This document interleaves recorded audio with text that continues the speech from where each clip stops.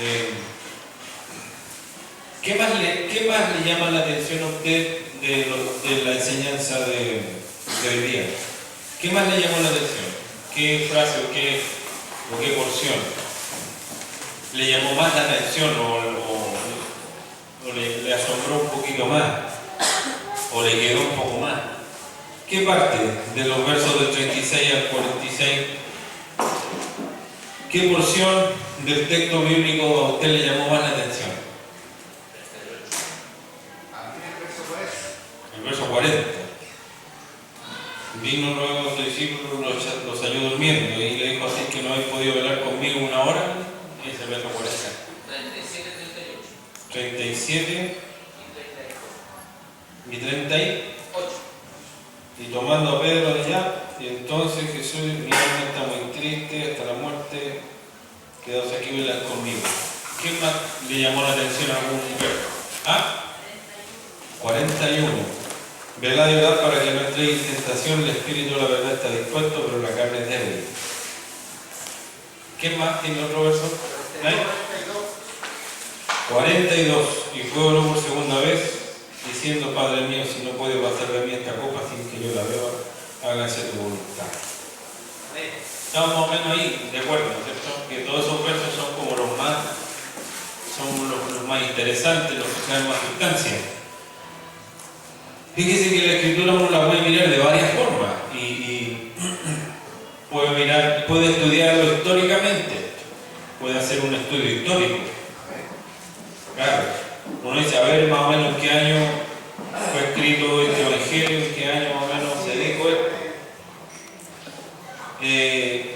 Puede uno hacer un estudio cultural del asunto. ¿Quién eran los hijos de Zebedeo? Ya para que haya cultura bíblica, por decirlo así. Para tener cultura bíblica entre los cristianos. Cultura bíblica es cuando uno sabe detalles históricos, detalles de sucesos y hechos que van ocurriendo en la Biblia, de nombres, de personajes. Eso es cultura bíblica. También uno puede estudiar por ahí. ¿Quién eran los hijos de Zebedeo?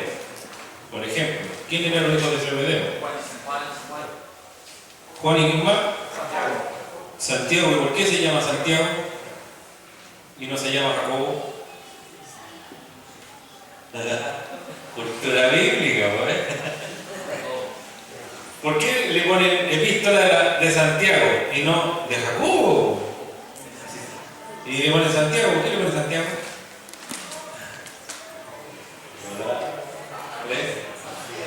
Cultura bíblica. No, con esto usted no va a perder la salvación si no sabe por qué le pusieron Santiago, pero es cultura bíblica. ¿Para qué sirve la cultura bíblica? Para conversar. Para que cuando usted converse a otro de la palabra sea con base. Y no lo tilden de fanático, sino lo tilden de un hombre o una mujer sabio. Porque usted no dice por decir. Porque si usted le está diciendo algo a alguien y ese alguien dice, ¿y por qué se llama Santiago? Fíjate que no tengo idea. Ahí hasta ahí no me llegó la conversación. Hasta ahí no me llegó porque usted está hablando de algo que no sabe. ¿Me entiende?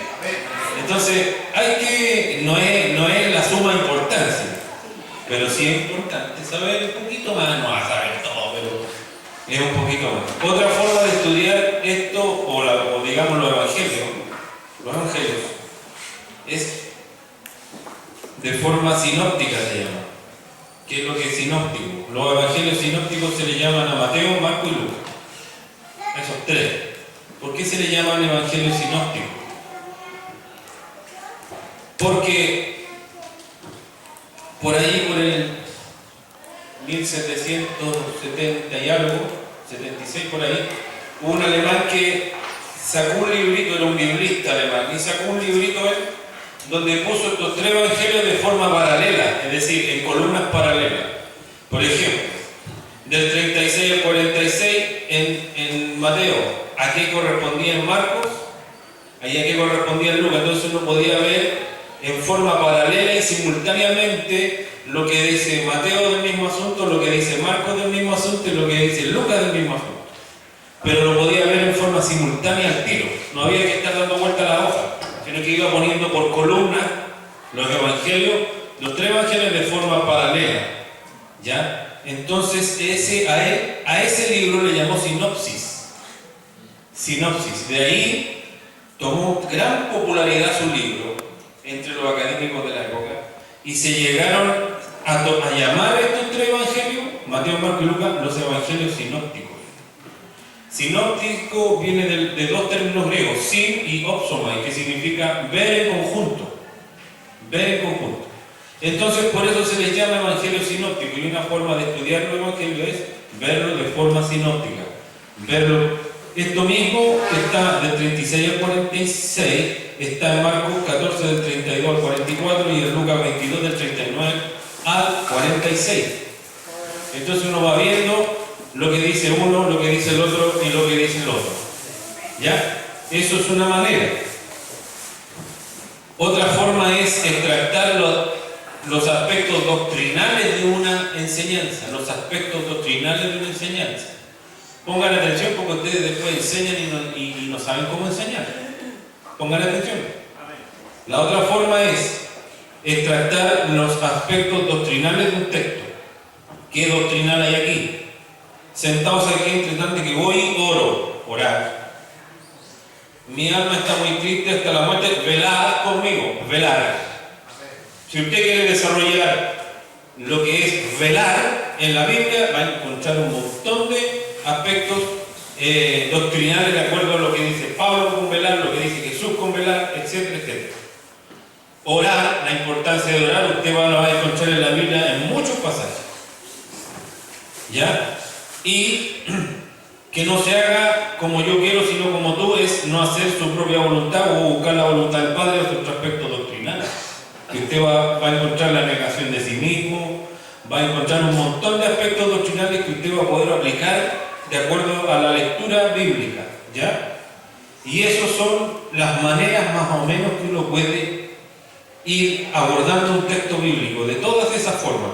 Y tiene que tener un pedacito de todo aquello para entregar el estudio, o en este caso la lección, ¿ya? Para que los hermanos vayan aprendiendo no solo un aspecto espiritual simplemente, sino también cultural, histórico, etcétera, y doctrinal, ¿ya? Pero hay un aspecto que es el más sublime de la Biblia, que es el aspecto donde la Biblia está revelando cosas, donde no es histórico, no es cultural ni es doctrinal. Pasa a ser después doctrinal, pero una vez que uno lo entiende y después de que uno lo puede ver, porque uno puede pasar por encima 100 veces, leer el mismo texto y pasa por arriba y ve todo aquello que ustedes me han dicho, pero no ve lo que está ahí, porque ahí hay algo clarito que es muy importante para nosotros.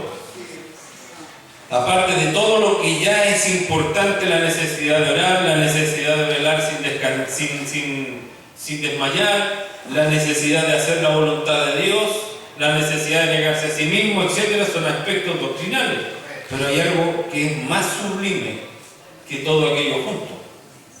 Cuando Jesús le pide al Padre que por favor, si fuese posible, pase de mí esta copa, o ese momento, o esa situación que iba a vivir en pocos momentos más, si fuese posible, pasase de él, es decir, que no le sucediera. Que no le sucediera. ¿Entiende usted qué es lo que está pidiendo Jesús ahí? Jesús está pidiendo que, si fuese posible, no me suceda esto. Y si no le sucede, ¿qué pasa? Nadie se salva. Condenación para todo el hombre. Si no le sucede, el cordero no muere.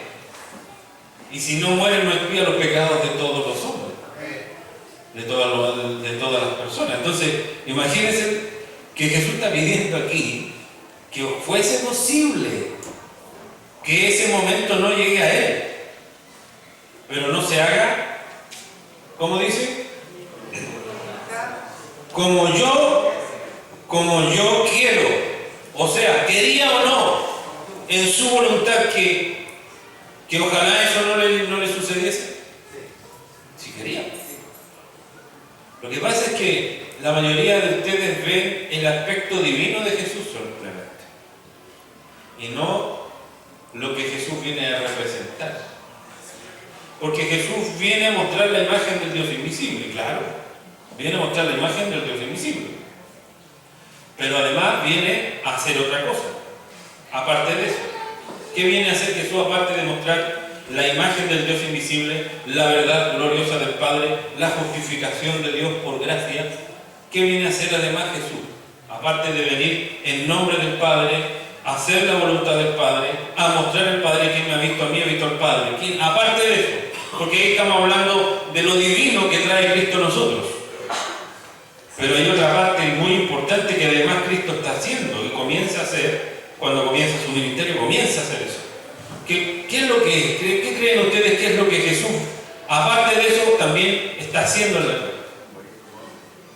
¿Cómo? Morir por los hombres. A vivir como hombre. ¿Qué más?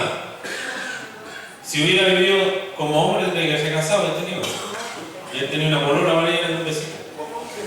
Morir como hombre. Morir como hombre. Vivir como hombre, morir como hombre. ¿Qué más creen ustedes, aparte de que traernos toda la divinidad de Dios a nosotros? Hacernos cercana la gracia, la gloria del Padre, inalcanzable, intocable. Dios habita en luz inaccesible y nadie puede ver al Padre. El que ve al Padre se muere, pero Cristo trae la imagen del Dios invisible. El que me ha visto a mí, ha visto al Padre. Felipe, he estado tanto tiempo contigo, no has conocido. ¿Me entiendes? Esa es una parte, pero ¿cuál es la otra? Que es tremendamente importante, que si Jesús no la hace, estamos a nada. La obediencia. No, si la voluntad del Padre ya la está haciendo.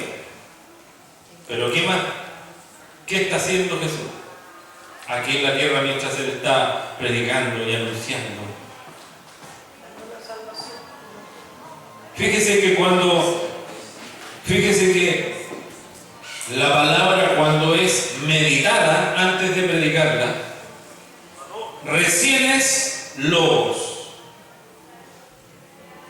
Logos se le da, el epíteto de logos en griego se le da en Juan, capítulo 1. En el principio era el logos, la palabra viva, la palabra en acción, porque se le pone verbo, porque en el idioma español una palabra que conlleva acción es el verbo. Es el verbo, por eso es que le ponen verbo, pero si la traducimos literalmente, se debería traducir palabra, pero palabra viva, palabra en acción. Bueno, a nosotros también se nos encarga dar palabra, y puede ser palabra muerta, ¿no? Y también puede ser la espada del Espíritu, que es la declaración momentánea de acuerdo a una situación, y yo con la palabra saco en defensa, que eso puede ser solo un verso. Dice que esta piedra se convierta en el pan, y Jesús saca la espada del Espíritu y dice: no solo de pan vive el hombre, sino de toda palabra que sale de la boca de Dios. ¡Pum! Eso no es toda la palabra, sino que es la espada, que en el momento, la frase corta y sin posibilidad de que el adversario redarguya, porque la palabra, como es espada, ¡fua!, corta y penetra y desnuda.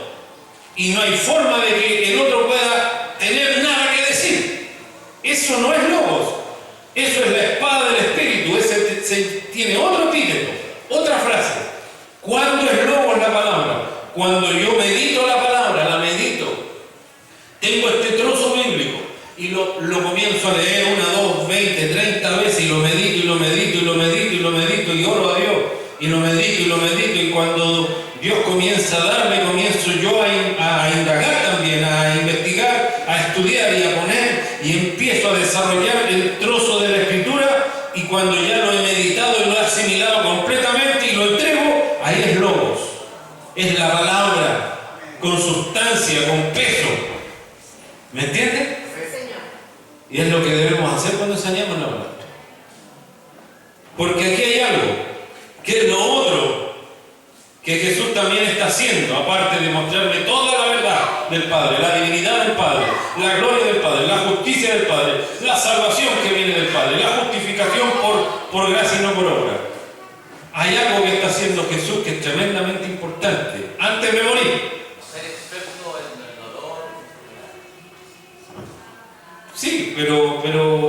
representa algo. Mire, iba Abraham con Isaac. Ya Dios le había pedido a Abraham, sacrifícame tu hijo. Listo. En el lugar que yo te diga, ahí, listo. Abraham no puso objeción, pescó el cabrón chico, 2 de sus criados agarró leña y vamos. ¡Fum! ¿Y qué le preguntaba el niño en el camino? Padre, ¿dónde está el cordero, papá? Porque aquí está la leña, está todo. ¿Y el cordero? ¿Y cuál era la respuesta de Abraham? Dios se proveerá de cordero para el holocausto, hijo mío. E iban juntos, dice la Escritura. Génesis 22:8. Entonces, ¿qué es lo que está diciendo ahí? Acaban de repetirlo, pero no se dieron ni cuenta que es lo que dijeron. ¿Cuál era la respuesta de Abraham? ¿Dios qué? ¿Se proveerá de qué? ¿De agua, de pájaro, de palo? ¿Qué? ¿Dios se proveerá de qué? ¿Para qué? Para el holocausto, hijo mío. Dios se proveerá de cordero. A ver, lo que hizo Dios con Abraham es solamente probarle la fe. Abraham, ya Abraham, tú estás súper capo en la fe, listo. O Dios estaba mostrando algo más ahí. ¿Qué más estaba mostrando Dios ahí en esa escena? No estaba mostrando obediencia. Hay un cordero trabado ahí cuando Dios le dice, Abraham, detente. Porque ya conozco. En definitiva, conoce cuál es el corazón de Abraham. Pero ¿qué es lo que hay ahí en una salsita ahí? ¿Qué es lo que hay? Un cordero trabado de los cuernos. Un carnero, que un cordero ya crecido. Y es trabado de los cuernos. Entonces, ¿quién sustituyó en lugar de Isaac? Ese cordero que está ahí trabado sustituye, porque holocausto había que hacer. Y como Dios libra a Isaac, tiene que haber un sustituto. Tiene que haber alguien que toma el lugar de Isaac. ¿Y quién es el que toma el lugar de Isaac ahí? Un carnero que está trabado de los cuernitos. Dios se proveerá de cordero, hijo mío, para el holocausto. ¿Qué está sucediendo? ¿Y solo Dios está pagando la fe de Abraham? No, Señor. Dios está prefigurando y anunciando la salvación para la descendencia de Abraham. La salvación para la descendencia de Abraham. Por alguien que tomaría el lugar de su descendencia y que pagaría con su vida en lugar de su descendencia. Porque Isaac representa la descendencia de Abraham, no representa a los israelitas, representa a los hijos de Abraham, o a los hijos de la fe, o a los hijos de Dios, o a la descendencia de Abraham, que es según la promesa de Dios. Porque no son hijos los que son hijos según la carne, dijo Pablo, ¿no es cierto? Sino que son hijos los que son según la promesa. Que Dios nos guarde. Entonces hay un cordero que está tomando el lugar de la descendencia de Abraham. Muy bien. Hebreos 2:16, ¿qué nos dice? Alguien lo lea. Hebreos 2:16.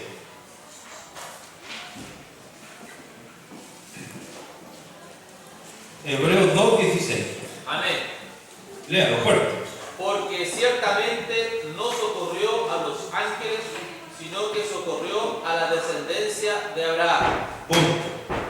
No socorrió a los ángeles. ¿Socorrió a quién? A la descendencia de Abraham. ¿Cuándo anuncia ese socorro? Allá, cuando hay un corderito que toma el lugar de Isaac. Isaac es la descendencia de Abraham. Y aquí en el Nuevo Testamento hebreo nos está diciendo, porque Dios no socorrió a los ángeles, porque cayeron. Hubieron ángeles que cayeron y fueron encerrados en prisiones de oscuridad, y Dios no los socorrió a ellos. ¿A quién socorrió? A la descendencia de Abraham. ¿Y quién es la descendencia de Abraham? Los que no son hijos según la carne, sino que los que son hijos según la promesa. Amén. Que Dios nos bendiga. Amén. Por lo tanto, ¿a quién socorrió Jesús? ¿A quién socorrió Jesús? A nosotros, a la descendencia de Abraham. Usted es la descendencia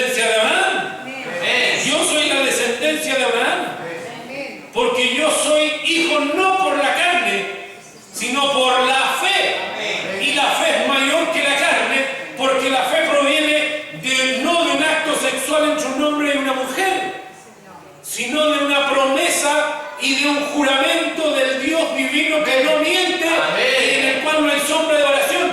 Dios juró y cumplió. Entonces nosotros fuimos hechos no conforme a voluntad de hombre, dice Juan.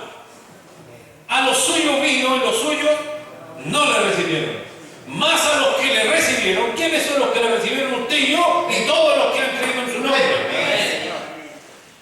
Más a los que le recibieron les dio poder, autoridad, potestad de ser hechos hijos de Dios, descendientes de Dios. Descendientes de Dios. Los que no son engendrados por acto sexual, por voluntad de carne, por voluntad de sangre, ni por voluntad de hombre o de varón. ¿Me entienden? Sino por voluntad de Dios. En alguna Biblia dice fueron engendrados por voluntad de Dios, y el griego dice por voluntad de Dios nacieron. O sea que yo nací por voluntad de Dios. Que Dios nos guarde. Y entonces, ¿qué vino a hacer? Jesús a socorrer, porque ya estaba anunciado desde antes de que sucediera. Allá está anunciado en Génesis que vendría el Cordero sin mancha a socorrer a la descendencia de Abraham, a tomar el lugar de la descendencia, para que la promesa fuese absolutamente sellada y firme. Por eso Jesús dice, consumado es. ¿Qué es lo que es consumado? Completado. Absolutamente completo. Aquí está el círculo, todavía no se cierra, todavía no se cierra, todavía no se cierra. Jesús nace, todavía no se cierra. Jesús predica, todavía no se cierra. Jesús ora por sus discípulos. Jesús es arrestado. Jesús ante Pilato, todavía no se cierra. Jesús es crucificado y a la hora novena, consumado es. Se cierra. La promesa perfecta. Nadie puede quitar aquí, nadie puede añadir, nadie puede sacar, nadie puede poner. No hay otro fundamento porque está consumado, está completo. La obra está completa. Perfecta. ¿Socorrió a quién? A la descendencia. Es decir, que tomó el lugar de quién? Suyo y mío. Esto de que socorrió la descendencia de Abraham no es otra cosa que Jesús tomando nuestro lugar, prefigurado en el momento cuando un cordero trabado de los cuernos es tomado en lugar de Isaac en el sacrificio. La frase, Dios se proveerá de cordero para el holocausto y conmigo iban juntos. En este pasaje no solo Dios prueba la fe de Abraham, sino anuncia la salvación a su descendencia para siempre. ¿Cuál es la descendencia de Abraham? Respuesta Romanos 9, 6 y 8. Romanos 9, del 6 al 8 está la respuesta. ¿Quién o cuál es la descendencia de Abraham? Romanos 9, del verso 6 al 8 dice así: no que la palabra de Dios haya fallado, porque no todos los que descienden de Israel son israelitas, ni por ser descendientes de Abraham son todos hijos, sino que en Isaac te será llamada descendencia. Esto es, no los que son hijos según la carne son los hijos de Dios, sino los que son hijos según la promesa son contados como descendientes. Ahí está la respuesta. Pero ¿cómo nos podría representar? Escuchen bien, ¿cómo nos podría representar Jesús a nosotros? Fielmente, si no fuese semejante en todo a nosotros, pero sin pecado. ¿Cómo nos podría representar? Si fuese totalmente diferente, si lo hubiese bajado en una nube y no hubiese participado de carne y sangre, no nos puede representar. Que Dios nos guarde. Entonces, Hebreos 2:17 dice, por lo cual debía ser en todo semejante a sus hermanos, para venir a ser misericordioso y fiel, sumo sacerdote en lo que a Dios se refiere, para expiar los pecados del pueblo. Tenía que venir a ser como en todo semejante a sus hermanos. En todo, grábese esta frase, tenía que venir a ser en todo semejante a sus hermanos. En todo semejante a sus hermanos. Tomaba agua, sí. Comía pan, también. Bebía vino, sí. Comía carne, sí. Dormía, también. Soñaba, también. Sufría, sí. Transpiraba, sí. Se cansaba, sí. Lloraba, también. Le dolía, sí. Semejante a nosotros. Sufrió nuestros dolores. Que Dios nos bendiga. Escuche bien, ponga atención. Jesús nos representa ante Dios plenamente como un hombre, pues no consideró su divinidad, el texto, para ejercer esa divinidad para su propio bien. Porque, ¿qué es lo que dice Filipenses? Que no consideró ser en forma de Dios como cosa que aferrarse. Escúchenlo bien. Ni aún consideró ser en forma de Dios como cosas que aferrarse. Filipenses 2, 5 al 8. Se supone que usted está tomando apunte. Sino que tomó forma de siervo o esclavo. Alguien que obedece sin objeción, porque el esclavo no tiene chance. El esclavo no es alguien que tiene voluntad propia. El esclavo tiene que hacer lo que se le ordena. Alguien que obedece sin objeción, aún a costa de su vida.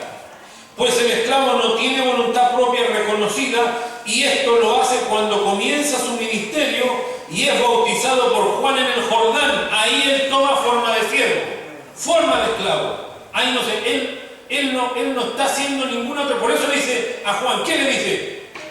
Así es necesario que cumplamos toda justicia. Juan no tenía idea de lo que estaba pasando ahí. ¿Qué es lo que estaba pasando? Jesús estaba tomando forma de siervo. Forma de siervo. ¿Por qué? Porque todo el mundo lo estaba viendo como alguien más en la fila. Porque ¿qué estaba haciendo la fila de gente que venía a Juan al Jordán? Se venían a arrepentir de sus pecados. Porque Juan predicó arrepentimiento de pecados, preparándole el camino a Cristo. Por lo tanto, el bautismo de Juan era bautismo de arrepentimiento. Era testimonio público, decir, me arrepiento de mi maldad y acepto lo que Dios traiga para mí. Eso es. Por lo tanto, la fila de pecadores, todos sabían que los que estaban en la fila ahí, Juan allá y la fila acá en el río, todos eran pecadores y estaban dando testimonio público. Soy pecador y me arrepiento. Soy pecador y me arrepiento. Pero aquí vemos a Jesús en la misma fila. Escuchen bien. Aquí vemos a Jesús en la misma fila de los pecadores. ¿Tenía algo de que arrepentirse? Bueno, ¿y por qué está en la fila entonces? ¿Por qué está en la fila de los pecadores? De los que se vienen a arrepentir, de los que vienen al bautismo de arrepentimiento. Si él no es pecador, él no tiene pecado. ¿Y por qué está en la fila? Porque la Escritura dice que él tendría que ser contado con los pecadores. ¿Y qué pasa si hay un Jesús que está allá? Y yo estoy aquí en la fila de los pecadores. Yo estoy en la fila de los pecadores, en la fila de los débiles, en la fila de los que se equivocan, en la fila de los que tropiezan. Y veo un Jesús que me trae esperanza, pero ni siquiera quiere, ni siquiera con un dedo tocar la fila, ni acercarse a mí. ¿Qué pasa si Jesús ni siquiera se acerca a mí, sino que de lejos me dice, arrepiéntete? Pues seguiría siendo el Dios inalcanzable. Habría seguido siendo el Cristo inalcanzable. Pero Cristo, como ha traído la gloria del Padre, la justicia del Padre, la salvación por gracia, favor inmerecido, Cristo viene y se pone en la misma fila en que estoy yo. Cristo se pone en la misma fila en que estoy yo. Yo soy pecador y este que va aquí al frente mío no es pecador, pero se pone en la fila de los pecadores. ¿Por qué se pone en la fila de los pecadores? Porque Él viene a ser el siervo de los hombres. Y el siervo no tiene voluntad propia y el siervo no está por sobre su amo. Por lo tanto, Él toma la actitud absoluta de un esclavo y se pone a servicio de los hombres. Y por lo tanto, Él, aunque tiene la altura y la divinidad de Dios, no considera tener la forma de Dios, sino que toma la forma de hombre y aún más bajo que los hombres, forma de siervo de los hombres. Y el siervo de los hombres se entiende que no es mayor. El siervo no es mayor que su amo. Por lo tanto, no se pone en altura para decir, Cristo, yo no te puedo alcanzar, sino Él se pone debajo de nosotros. Y como yo soy pecador y voy en la fila del arrepentimiento, Él también se pone en la fila del arrepentimiento. Por eso es que toma forma de siervo.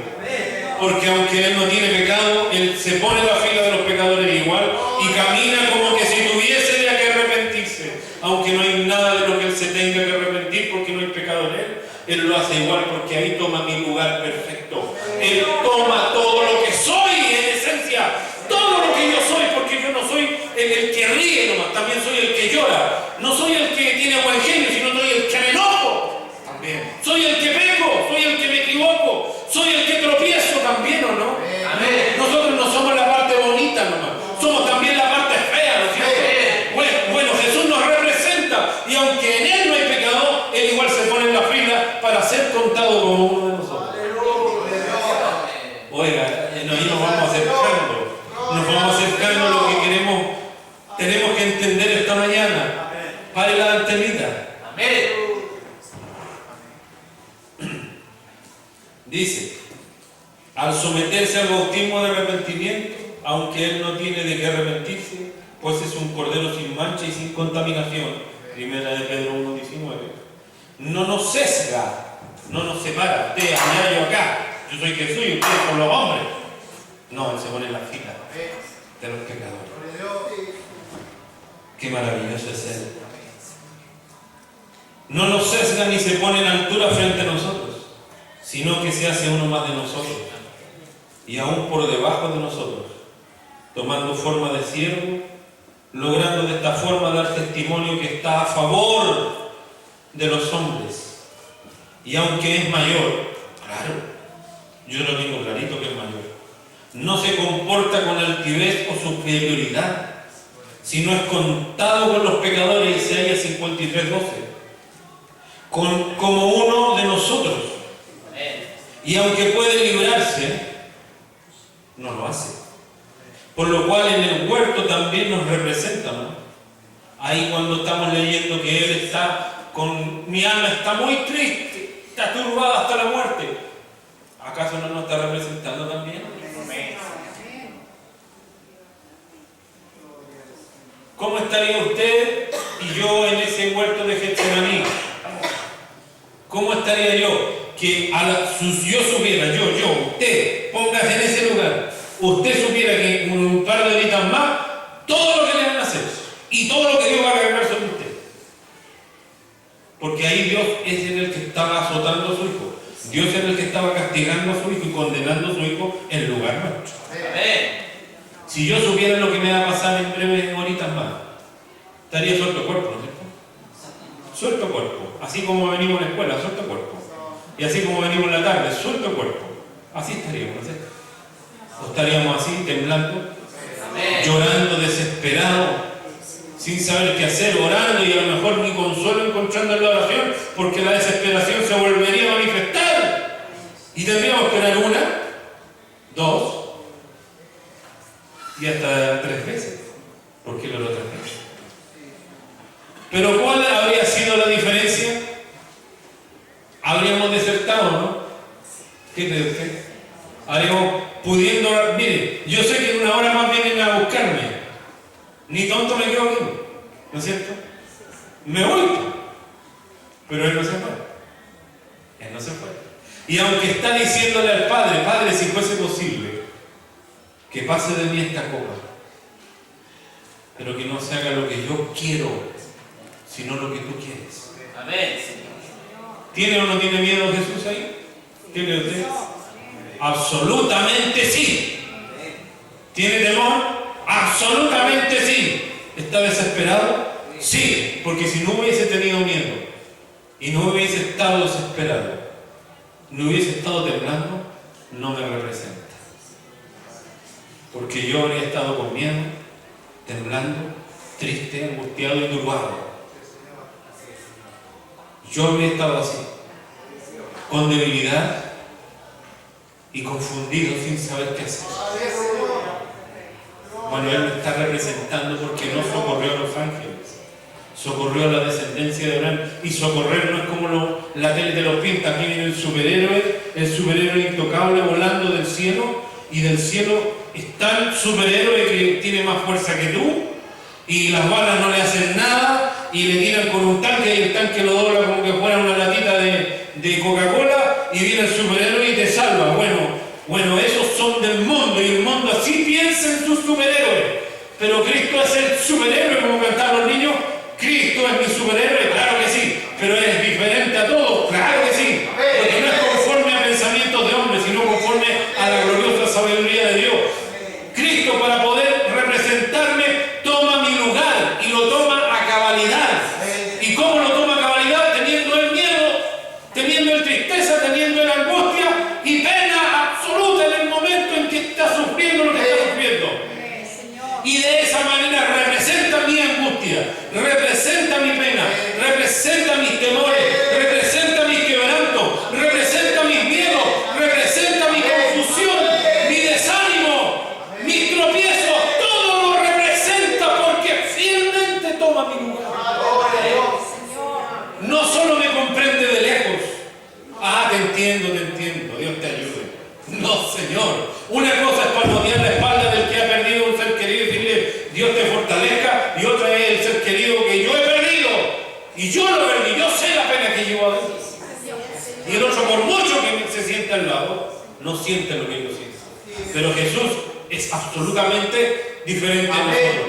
En ese sentido, Él lo hace profundo. Él no solo de lejos me dice, bueno, te voy a representar, ¿qué le vamos a hacer?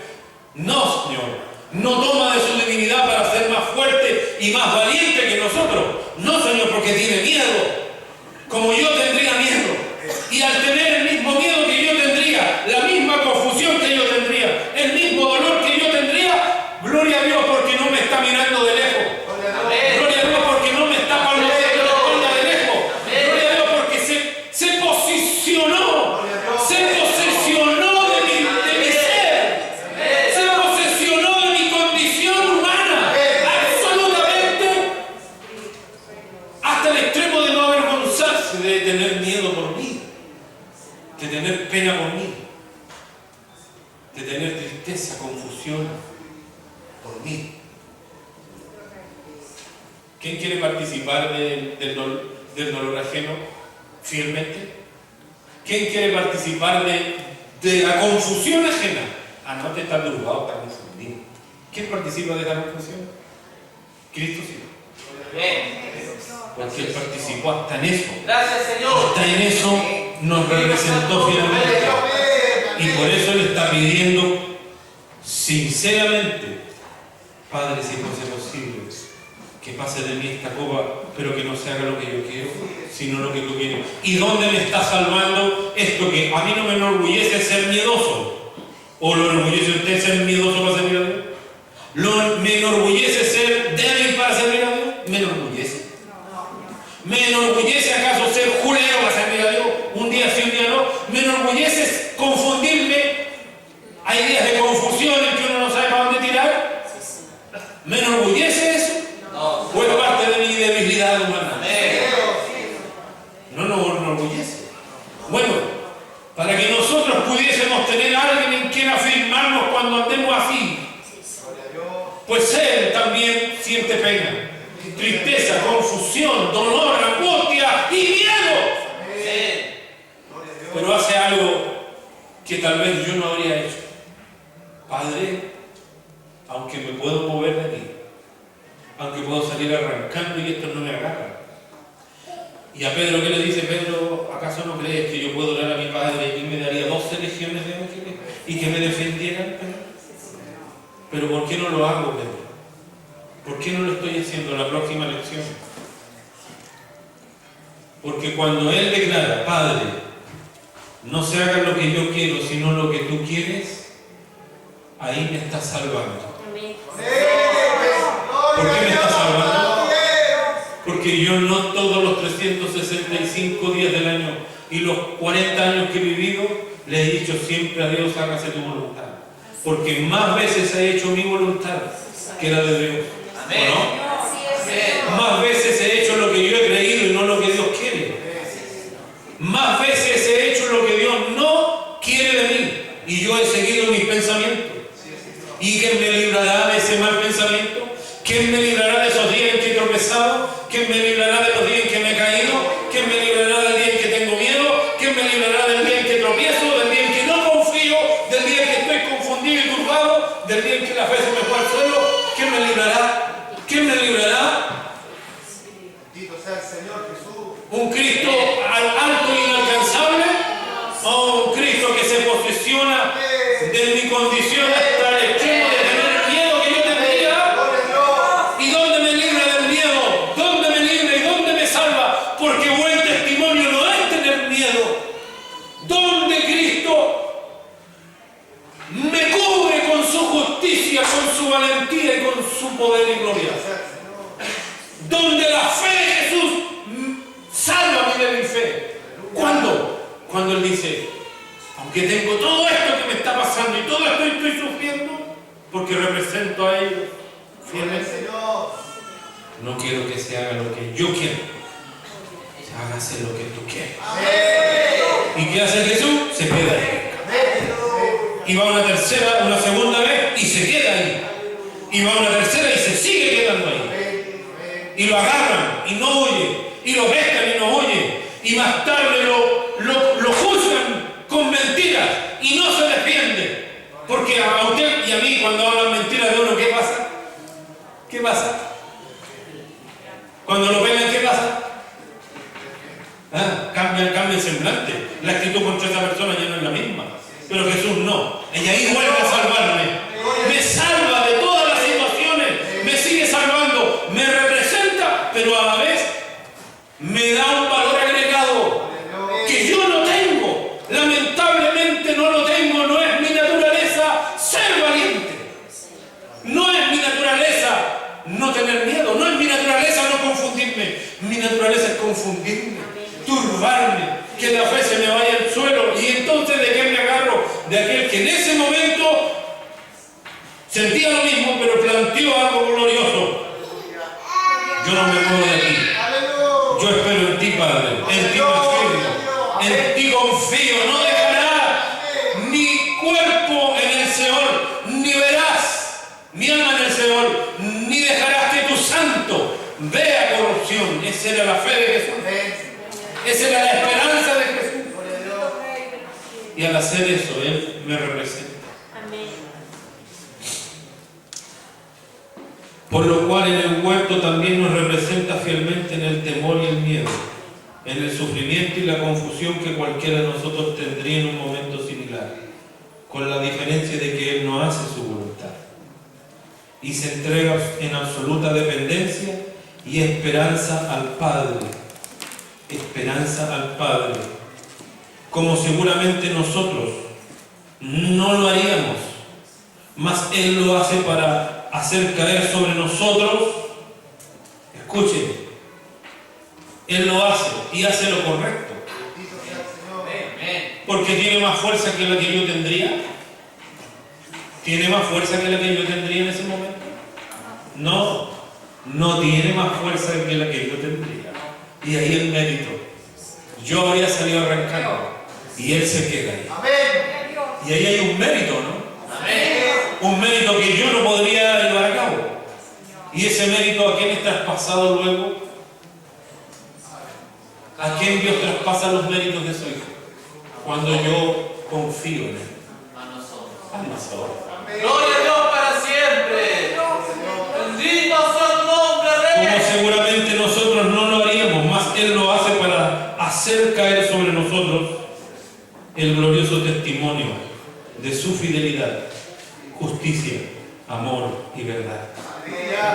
De esta forma, escúcheme, de esta forma nos viste de toda justicia a los que solo esperamos en Él y confiamos en Él, y sus méritos pasan a ser lo que cubre nuestra desnudez. Yo no lo hago bien y no lo habría hecho bien, pero Él lo hizo bien. Amén. Si el Señor. Pero no les han contado sus méritos. Sus méritos no se los cuentan, sino que igual sigue yendo a la cruz. Y el Padre no le cuenta sus méritos para librarlo de la cruz, sino que lo lleva a la cruz. Y tiene que morir en la cruz, y tiene cualquier mérito para no estar ahí, pero no está ahí, porque ¿a quién se le están siendo traspasados los méritos? ¿A quién le está Dios pasando esos méritos? A nosotros. Él se desnuda de su divinidad y de sus méritos. Se viste con mi maldad y con mis miedos, con mi dureza, con mis temores y confusiones. Y si Él se desviste de aquello, ¿quién ha de vestirse con su justicia? ¿Quién ha de vestirse con sus méritos? Gloria a Dios para siempre. ¿Quién ha de vestirse con su fidelidad? ¿Quién ha de vestirse con su lealtad? ¿Quién ha de vestirse con su amor? Con su perfección. ¿Quién se viste? Nosotros. Por eso, el que me ha visto a mí, ha visto al Padre. Quien ve a Jesús, ve. Y si lo decimos al revés, cuando yo veo a Jesús, veo al Padre, ¿verdad? Y cuando el Padre ve a Jesús,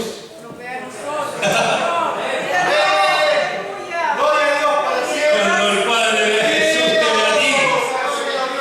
Y los méritos de Él son también tus méritos. La justicia de Él es también tu justicia. Pero tú dices, pero yo no soy así. Bueno, no eres así. Y lo sabes.